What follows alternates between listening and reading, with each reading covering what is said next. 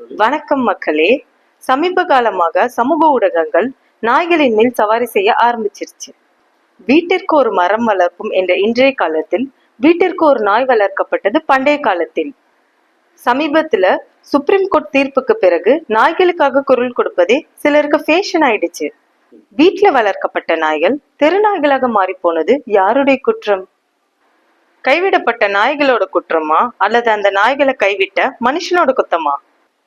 நாட்டு நாய்களை விட்டுட்டு வெளிநாட்டு நாய் மேல் மோகம் கொண்டவர்கள் அவங்கள டாக் லவர்ஸ்னு சொல்லிக்கிறாங்க.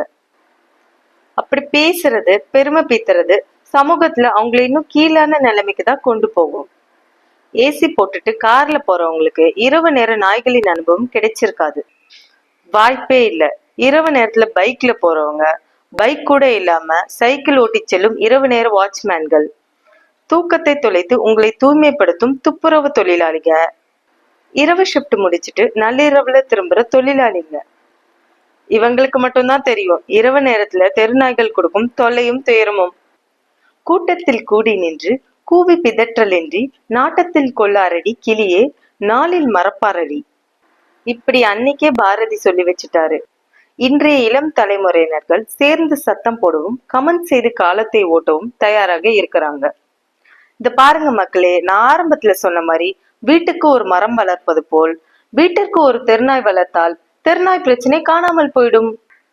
தெருநாயும் பாதுகாப்பா வீட்டு நாய்களாக அன்போடும் கவனிப்போடும் நன்றியோடும் வீட்டில் இருக்கும்.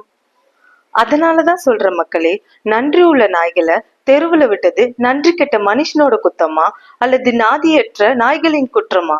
கொஞ்சம் யோசிங்க மக்களே.